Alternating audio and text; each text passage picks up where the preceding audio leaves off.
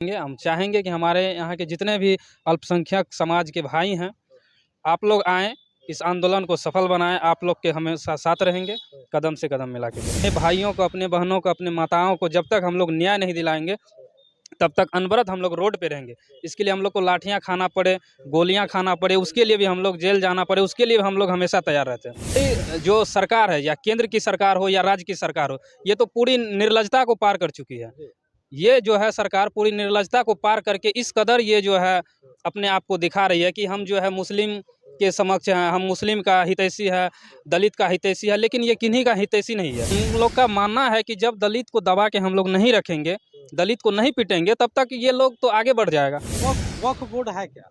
सोचना पड़ेगा। अगर नहीं सोचेगा तो फिर ये विकराल स्थिति भारत में उत्पन्न हो जाएगी, देश तोड़ने की स्थिति हो जाएगी।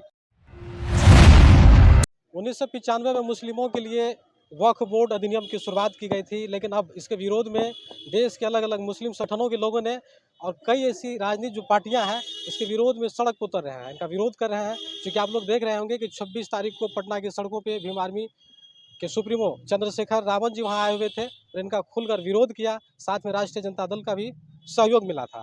इस वक्त हम सुपौल जिले के गांधी मैदान में हैं। मेरे साथ है भीम आर्मी के सुपौल से जिलाध्यक्ष संतोष पासवान जी और भीम आर्मी के सुपौल जिला प्रभारी रामकिशोर रमन जी हैं, और ये पेशे से वकील भी हैं, सुपौल सिविल कोर्ट में है।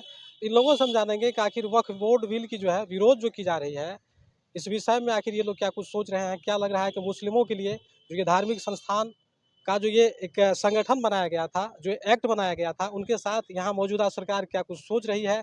क्या लग रहा है कि मस्जिद जिस तरह से देश के अलग अलग जगहों बने हुए हैं उसको तोड़ने का प्रयास सरकार के द्वारा किया जा रहा है। क्योंकि सरकार के द्वारा और सरकार के जो भी सहयोगी है उनके द्वारा कहा जा रहा है कि मस्जिद और मजार जहाँ भी बने हुए हैं देश में, बहुत जगह अवैध तरीकों से अवैध जगहों में बनाया गया है, सरकारी जगहों पे भी मस्जिद को बनाया गया है। इन तमाम चीज़ को लेकर के देश में उथल पुथल मचा हुआ है। तो सर, सबसे पहले तो हम आपसे जानना चाहेंगे, आप पेशे से वकील भी हैं, आपको बेहतर जानकारी होगा, आखिर ये वक्फ बोर्ड है क्या?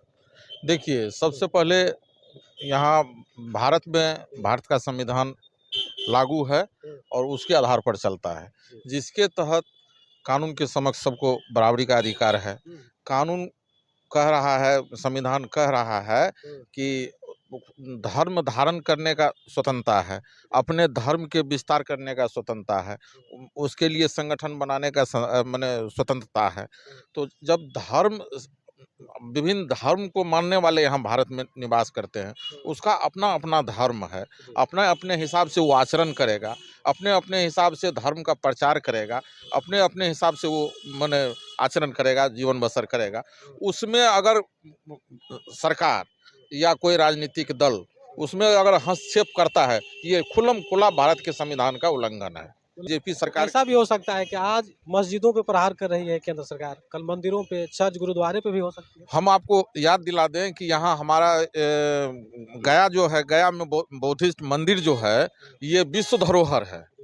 जितने बुद्ध को मानने वाले लोग हैं, बुद्ध के विचारधारा पर चलने वाले लोग हैं, उसका वो केंद्रीय या सेंट्रल, ये विश्व का सेंट्रल वो अथी है। वहाँ भी ब्राह्मण जाके जब विष्णु को स्थापित करके उसको कब्जाने का प्रयास किया और कब्जाए हुआ है।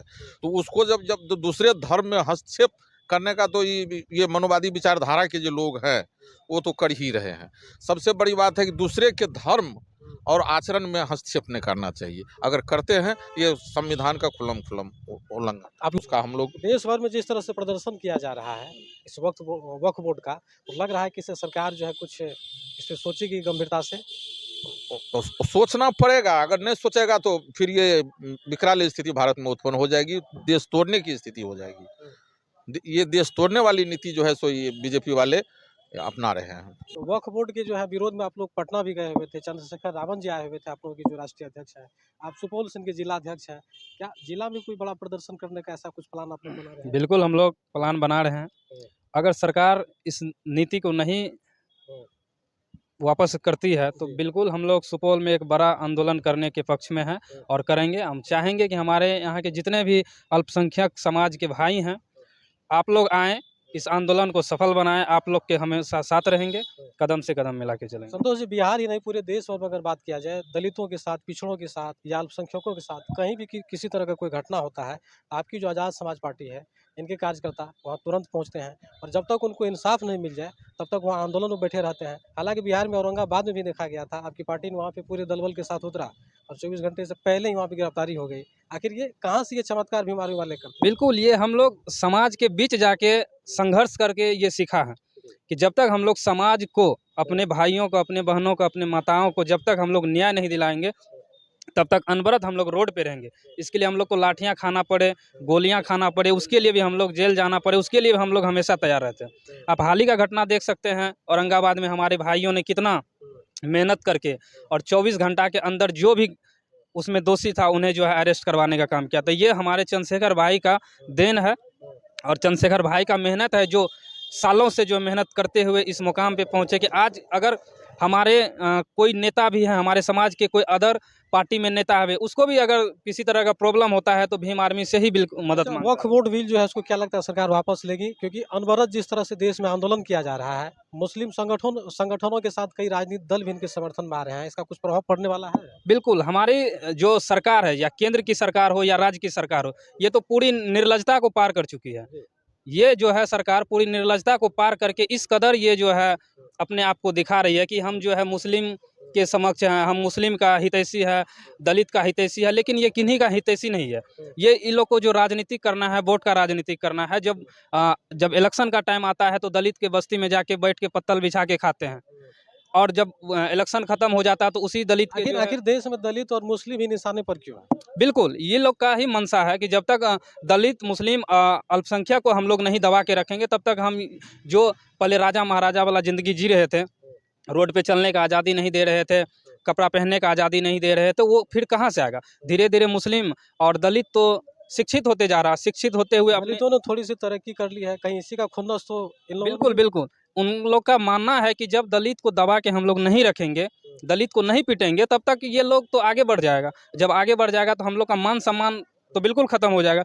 इसीलिए ये आए दिन दलितों का हत्या कराया जाता है। चलिए देखिए, हमारे जो दाईं साइड आप देख रहे हैं ये भीम आर्मी के सुपौल जिलाध्यक्ष हैं और बाईं साइड जो है ये राम किशोर सर हैं, जो भीम आर्मी के जिला प्रभारी हैं और पेशे से वकील भी हैं।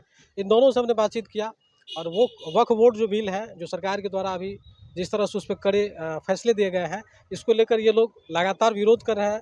न सिर्फ भीम आर्मी बल्कि जितने भी घटक दल हैं देश में, सब इनका खुल के विरोध कर रहे हैं। मुस्लिम समुदाय का लगातार इन लोगों को सपोर्ट मिल रहा है।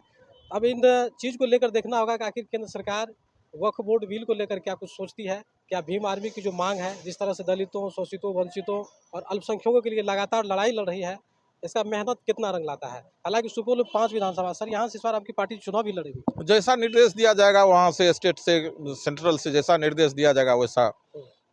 भीम आर्मी कितना मजबूत हो पाया है सुपौल में?